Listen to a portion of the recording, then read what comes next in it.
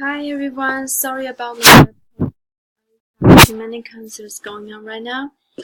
This is our final block 5. It's about science fiction, fantasy, and horror.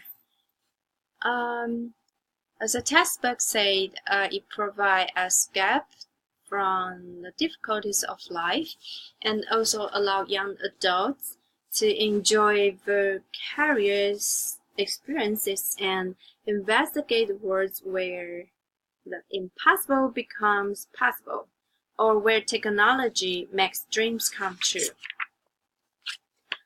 So, the science fiction, fantasy, and horror books allow readers to enter imaginative worlds that are full of endless possibilities. For me, it's true, and I especially love the scientific movies. As I grew up, my whole family loved scientific movie, as well as fantasy movies. So, from my high school until right now, we almost enjoy going to the movie once a month at least. And I feel like I'm most inspired by the scientific movie because the topics that it's kind of about technology, time travel, or sometimes like AI, artificial intelligence. There's movie that make me still. I mean, the theme is still so clear in my mind. It's called AI artificial intelligence. So it's about that they employ the artificial intelligence into the robots, and which can make the robot act like the human beings. And in the end, they also have the ability to build the deeper or higher thinking. So it's kind of like I was thinking about how do we have the high standard moral to still have the ethics, and at the same time we can enjoy the technology too, because in the movie it has a lot of issues that are created by those robots and also the human beings. And for right now we have really awesome technology and science skills. I mean, for the human cloning, I know the skills it's kind of like being almost near mature right now, but people set a lot of laws for it, so it's not really common now. But imagine that one day if they adopt the intelligence into the human colony, that would be really an issue for the human being and our culture. Like it will change a lot of things, like how we learn, how we interact with people, and and even what's our ethics after that, because people can use that as criminal weapon. So when I was watching those kind of topic, I was thinking how we can prevent those kind of things happen in the future, or how we can set up like law or something to make everything work well. Then we can enjoy the benefit from that. And then the time travel in the topic in scientific movie. There are two more topics can make me think about the real world right now. One is the time travel, like back to long time ago, or in the space. I mean, the time difference is a lot, and then time is still the mystery right now. So it makes me think about a lot of things, actually, when I was watching or reading those kind of topics. And the other one is about the climate. So the weather change in the future in the movie, sometimes they address really serious problem. Then that can lead me to think about the real world right now, like how we can find a solution for all the weather problems now, or yeah, just what kind of things we can do for the entire like the global warming, or just simply good for our environment to prevent the yeah, crazy things happen yeah later on. So in the textbook it says it's really difficult to compare the um, differentiate between the science fiction and fantasy. And then I think there's a useful way. It says if a story is set in a universe that follows the same rule as ours, it's science fiction. If it's set in a universe that doesn't follow our rules, it's fantasy. So usually the fantasy will contain elements about supernatural, magic, or something like that. Yeah, just doesn't really exist in our world right now. So, and then a well-written science fiction demands a high level of scientific accuracy. It's true that if you read a science fiction, and if the story make you believe in, then it must be some setting and character are addressed in a logical way that you can make connection to those events that happen in the novels or movie, or just make connection to your own life. Yeah.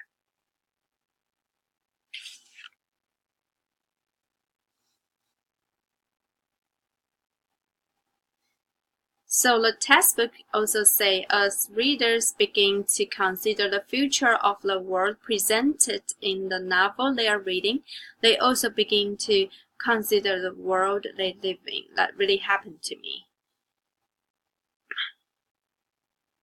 And readers can find the focus on technology, social issue, and the future appealing in the science fiction.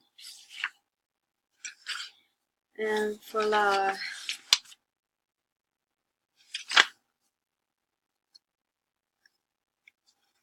fantasy, the fantasy has its roots in fairy tale, myths, legends, something like that.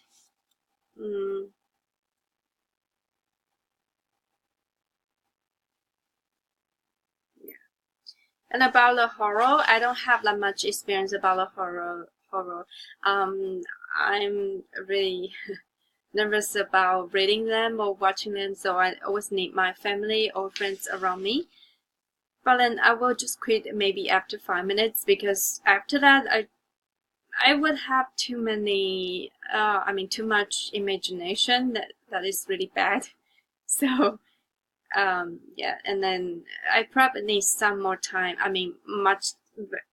long time to get rid of them. So I don't really watch that much horror.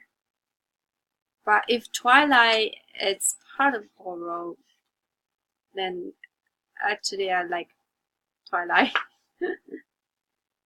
So there's something that I feel useful in the textbook. It's a graphic organizer to use in the fantasy book to address the complex of the characters, like this. So they can connect to the time and events that happen in the novel. So I love that one. And there's also some description in the textbook that inspired me about the horror. It says the events of violence or horror in the novel should teach a lesson or have a meaning, and not be used just for sensationalism.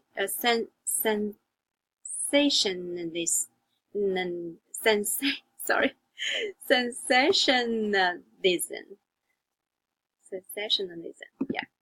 So if written well, it should be the characters in the plot, not the events of horror that hold the reader's attention. Yeah. So the book, I actually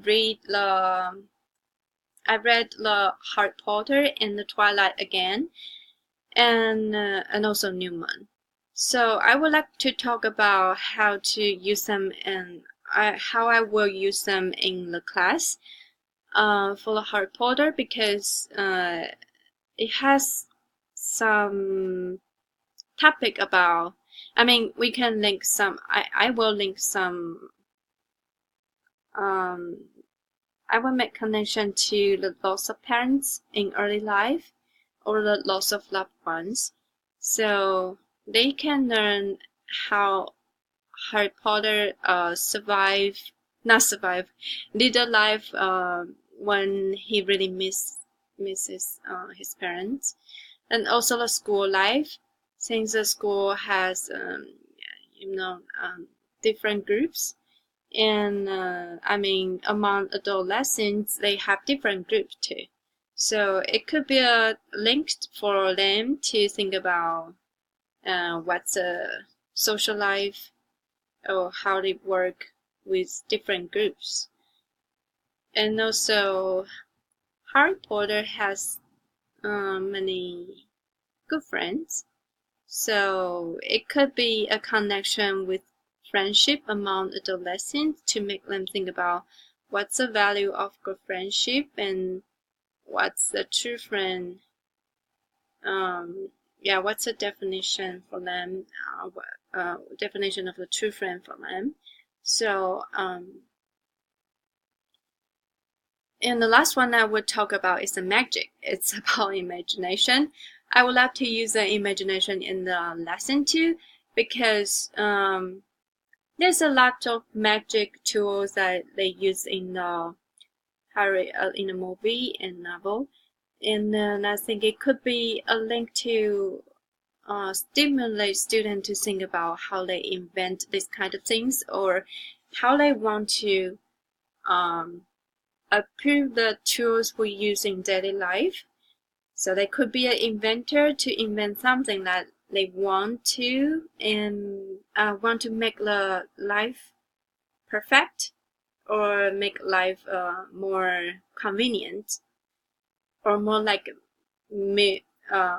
magician.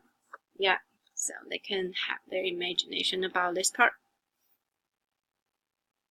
Another book is Twilight.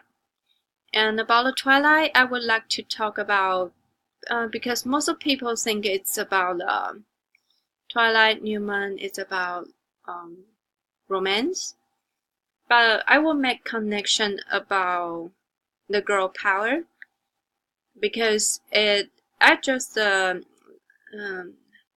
there's something called, wait a second, sorry. So I want to read to you. It's called Bella learns that she also possessed the emotional strength to live life without him from Twilight to Newman. So Bella proved that she's really independent in her mind and emotional, even she didn't have at war. She can still find the power to lead her life really well. So, yeah. So, I mean, for love, I would like to educate all the students that if the love make you abandon too many things, then maybe it's not really a good love, a good one to, I mean, not a good lover. And yeah. Another one I would love to address is the love. So the love between the family or between the lover and between friendship are all totally different. So they can learn something from that. 嗯。